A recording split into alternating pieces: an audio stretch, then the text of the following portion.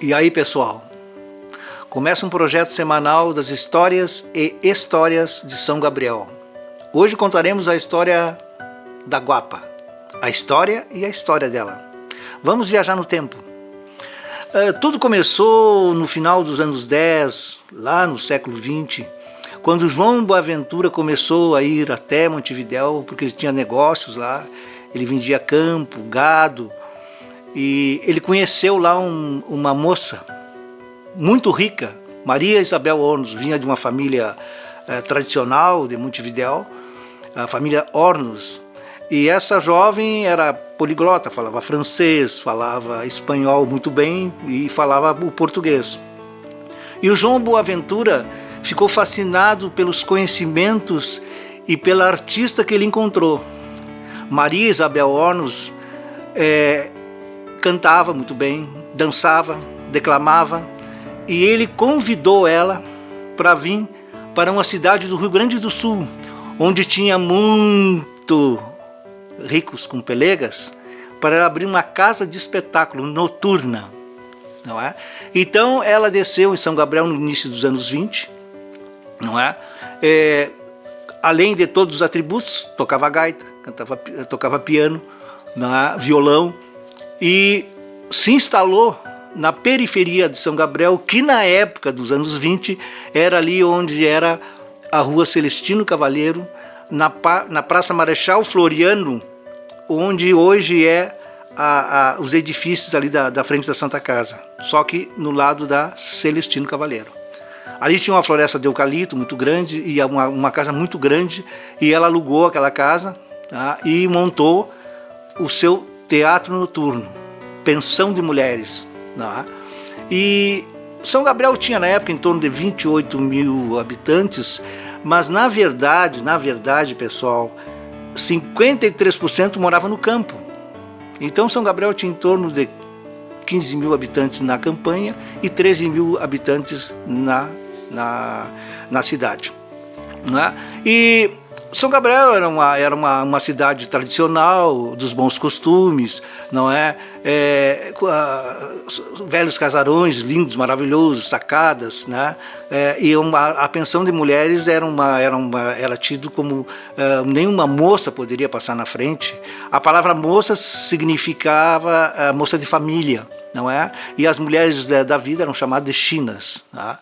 E as primeiras noitadas da casa foi chamando a atenção, e dentro de um mês, 2 meses mais ou menos, a casa ficou conhecida e ficou famosa justamente por ter mulheres bonitas e por ter a Maria Isabel Hornos, que logo ganhou um apelido, gente, Guapa. Guapa. Por que Guapa?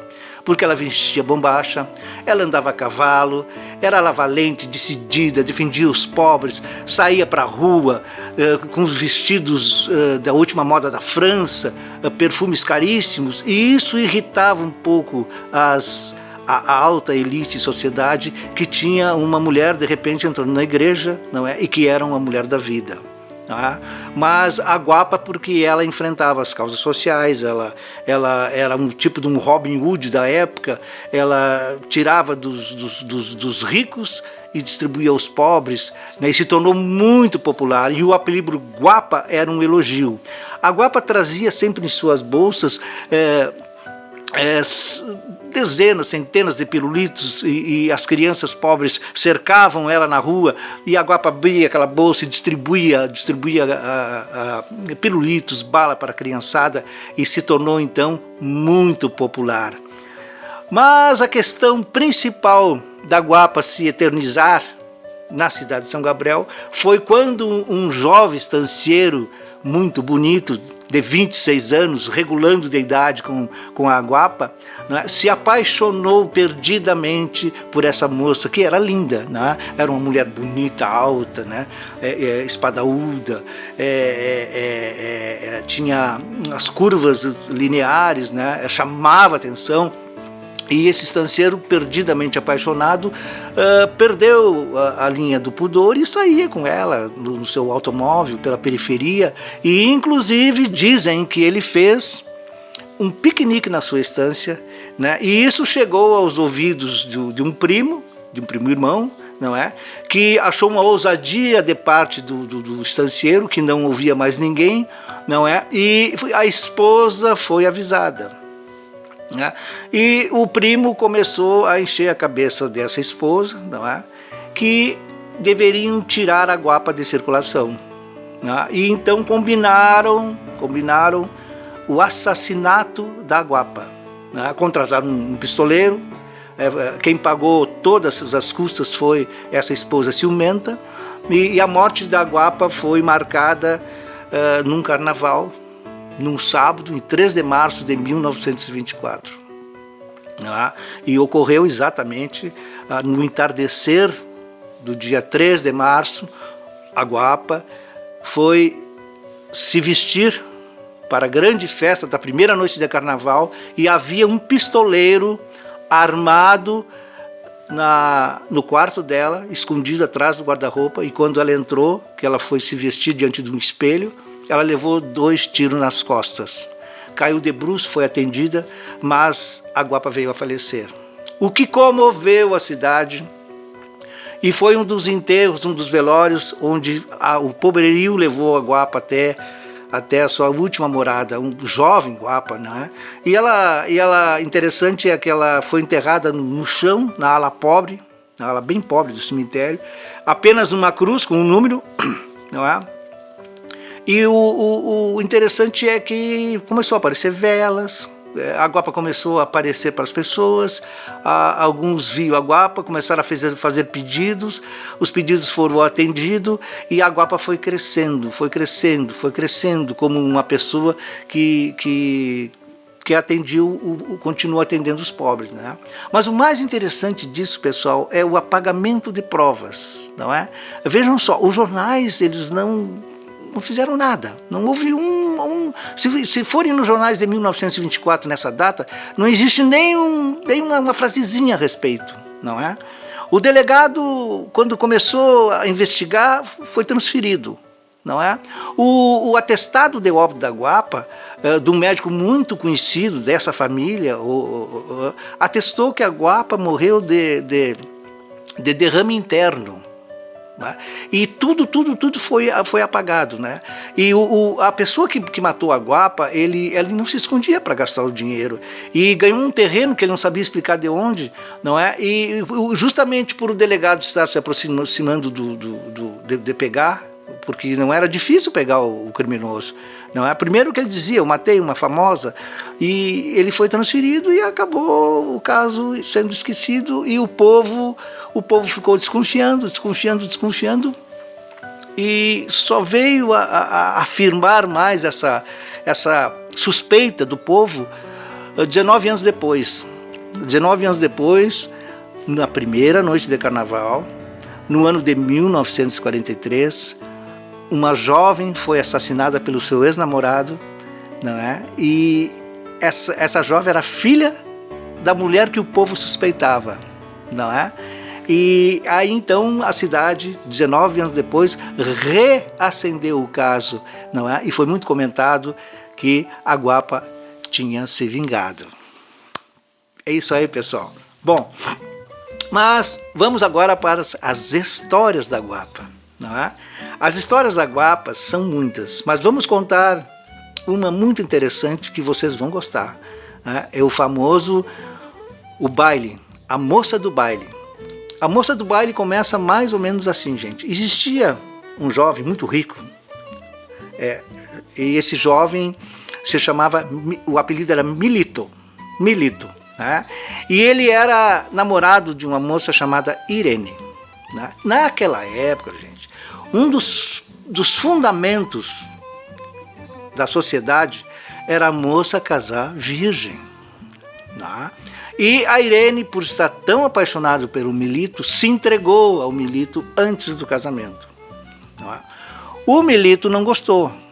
Apesar de ter insistido, quando a moça cedeu, ele não gostou.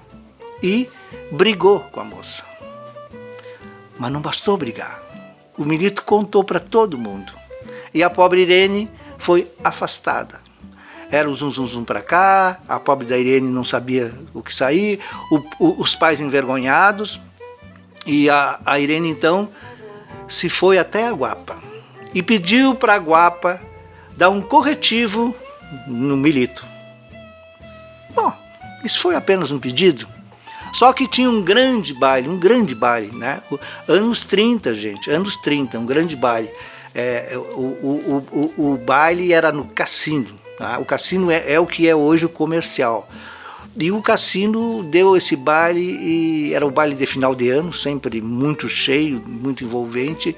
E o Milito chegou bem faceiro, né? Porque ele era além de ser bonito, o Milito era rico. E poucos jovens tinham automóvel, o Milito tinha.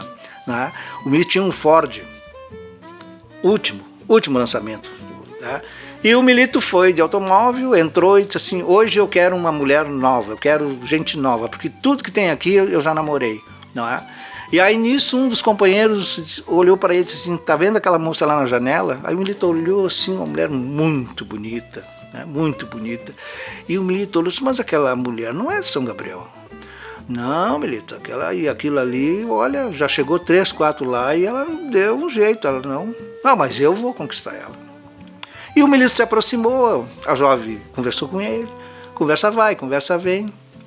O Milito convida ela para dançar, eles dançam, e o Milito é tomado repentinamente por uma paixão inesperada. É algo que só quem se apaixonou sabe. E quem se apaixonou sabe que é uma ansiedade muito profunda dentro da alma. Pois o Milito, apaixonado, queria saber o nome da moça. A moça ria, não dizia, não falava, mas dançava, fazia rodeios com aquela cintura, desenvoltura, não é? O vestido para os lados chamava atenção, e o Milito enlouquecido, não é? E ela provocante, não é? E aquilo foi tomando conta do Militão, porque a mulher parecia que estava zombando dele, não é? Usando ele, aquela paixão crescendo, quando viu, gente, já o sol começou, o dia começou a clarear, devagarinho, ela olhou e disse: eu tenho que ir embora. E o Milito disse: não, mas eu vou te levar em casa. Disse: não, eu já marquei com auto de praça. Auto de praça naquela época chamava-se táxi. Eu já marquei com auto de praça. Não, mas eu pago dobrado e eu te levo em casa. Eu disse: não, porque eu sou uma mulher de palavra. Ele vai me levar em casa. E aí o Milito atrás dela, ela foi descendo as escadas, né? E o Milito viu que estava frio e ela pegou e disse: como está frio? O Milito tirou o casaco, colocou nos ombros dela, ela agradeceu e o Milito disse: sim, agora eu vou ter que buscar esse casaco na tua casa. Ela disse: não tem problema, amanhã tu pega. Abriu a bolsa, tirou um lápis, né? Naquela época não tinha caneta, era lápis, pegou um papel, escreveu algo, amassou bem amassadinho e botou no bolso da camisa dele e disse: lê só amanhã. Atirou um beijo para ele, subiu no carro e o carro saiu. O Milito ficou olhando o carro, que foi indo, quando dobrou a esquina e o Milito estava perdidamente apaixonado. Voltou e os meninos, colegas dele: bah, Milito, hein? Pela primeira vez a mulher fez gato sapato contigo, né? Tu não conseguiu. E o Milito disse: não, mas amanhã eu me recupero amanhã. Ai, brincadeira, vai. Ele tira do bolso o bilhete, abre, está escrito: túmulo 356. Ele não gostou da brincadeira. Disse: mas não pode, ela me passou a perna, olha onde se viu o túmulo 356, não é? Botou de volta. No outro dia de manhã pegou o automóvel, foi até onde estava o carro de praça e perguntou para o jovem: onde é que tu deixou ela? Eu deixei na porta do cemitério. Ele disse: mas não pode, né? Eu deixei. Ela me pediu, eu deixei lá. E então foi até o cemitério. Aí entrou no cemitério, estava o zelador varrendo ali, ele chegou e disse, ô moço, me diga uma coisa, onde é que é esse túmulo aqui? Mostrou o papelzinho, o zelador disse, olha moço, eu não sei ler. Aí, então não, deixa que eu ler para o senhor. É túmulo 356. Ah, mas esse túmulo aí é da Guapa. Mas como assim? É o túmulo da Guapa, todo mundo vai lá. Só o senhor ir lá. Aí disse, não, eu vou lá sim. Aí ele foi caminhando, tinha uma cruz enorme assim. E o casaco dele estava pendurado na cruz. Essa é uma lenda maravilhosa da Guapa. Para encerrar, vou contar uma outra que é também muito boa, que é do Dario. O Dario não acreditava em nada, não acreditava em Deus, não acreditava em nada, simplesmente era um homem que trabalhava, muito trabalhador, tinha família, vivia no campo. E naquela época não se sabia nada sobre gastrite e tampouco sobre úlcera estomacal. Não é? E o Dario teve um problema muito sério no estômago que não parava nada. Nada. Era só leite. Ele vivia à base de leite, só que ele foi emagrecendo, ficando com estado cadavérico. E no dia de finados, a esposa dele disse, tu tem que ir lá no túmulo dos teus pais, tu tem que acreditar em Deus, homem. Onde é que você viu um ser viver na terra e não agradecer por estar vivo? Mesmo que tu não crê, tu tem que agradecer por estar vivo. Tu tem que ir lá no cemitério e agradecer a Deus por estar aqui, mesmo que tu não crê, pelo menos nos seus pais, vai lá e dá uma olhada lá. E ele, como ele estava desesperado, magro, sem força, já não trabalhava mais, era a mulher que mantinha a casa com os lavados, era a lavadeira do quartel, foi lá. Ele foi junto lá, mal podia caminhar, de fraco, né? Aí quando ele passou na frente do túmulo da Guapa, assim, deu um frio nele, assim, sentiu um arrepio, assim, tinha umas 10 pessoas na volta ali, e ele olhou para a mulher e disse assim, que túmulo é esse aí? Esse é o túmulo da Guapa, tu não sabe qual é a Guapa? A Guapa é famosa, é uma santa popular, quem sabe tu não faz um pedido para te curar, que se tu te curar, pelo menos tu vai começar a acreditar em alguma coisa, homem. Aí daí eu disse, tudo bem, já que eu estou aqui, olhou para o túmulo da Guapa, que já tinha sido reformado. O túmulo da Guapa se transformou numa capela graças à dona Modestina Dux, que nos anos 60 ela fez porque era um túmulo de chão pobre, ela fez uma capela em homenagem à Santa Popular Guapa. E ele olhou para aquele túmulo e disse, muito bem, então se ela é tão poderosa assim, eu quero ver ela me curar. E aí aconteceu, ele dormiu de noite, chegou em casa, só estou com muito sono hoje, dormiu de noite, e durante os sonhos, ele sonhou que entrou uma mulher no quarto dele muito bonita, com um vestido vermelho, que a Guapa gostava de usar vestido vermelho, e trazia um médico do lado, um médico muito famoso, São Gabriel, que faleceu, e esse médico meteu a mão dentro do estômago dele, assim, entrou dentro do estômago dele, e ele sentiu um calor muito grande. E a Guapa riu para ele e disse assim, agora tu vai acreditar em mim. E riu, a Guapa gostava de rir, era muito brincalhona, riu, e disse, tchau, Dario. E ele se acordou e passou aquele dia, não tomou água, comeu um pãozinho, não doeu o estômago, foi passando os dias, e ele foi começando a se alimentar, e a fome voltando, a cor voltando no rosto. Quando viu, o Dario estava curado. A Guapa curou ele.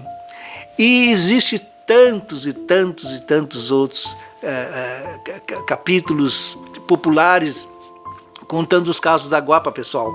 E nós vamos contar tudo aqui, gente. E outras lendas que vocês nem sabem que existem em São Gabriel, que são todas maravilhosas, porque o povo culto, ele cria suas próprias lendas, ele cultua a sua própria história, não é? E ele ama a sua terra, tá, gente? Então eu só posso dizer para vocês assim, e aí, pessoal, gostaram? Semana que vem, então, encontro aqui com os irmãozinhos. Certo, pessoal? Um abração aí a todos.